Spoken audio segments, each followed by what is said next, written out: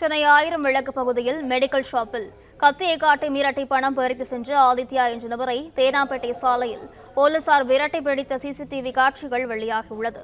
இதுகுறித்தான முழுமையான விவரங்களுடன் செய்தியாளர் கதிரவன் இணைப்பில் இருக்கிறார். வணக்கம் கதிரவன், விவரங்களை பதிவு செய்யுங்கள்.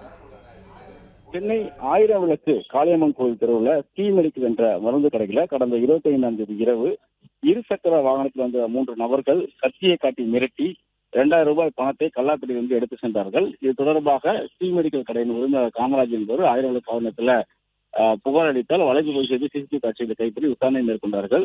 குறிப்பா அந்த இருசக்கர வாகனத்தில் நம்பர் பிளேட்டை வைத்து விசாரணை மேற்கொள்ளும் பொழுது அது போலியான நம்பர் பிளேட் என்றும் தெரிய வந்தது.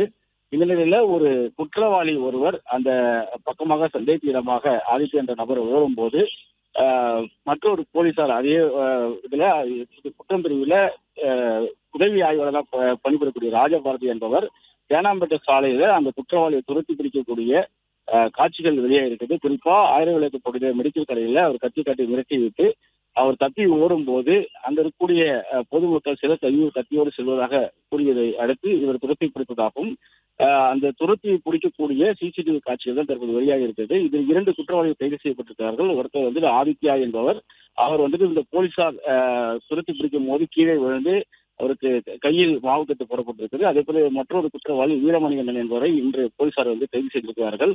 மற்றொரு நபரை தேடி வருவதாகவும் தெரிவிக்கப்பட்டிருக்கிறது.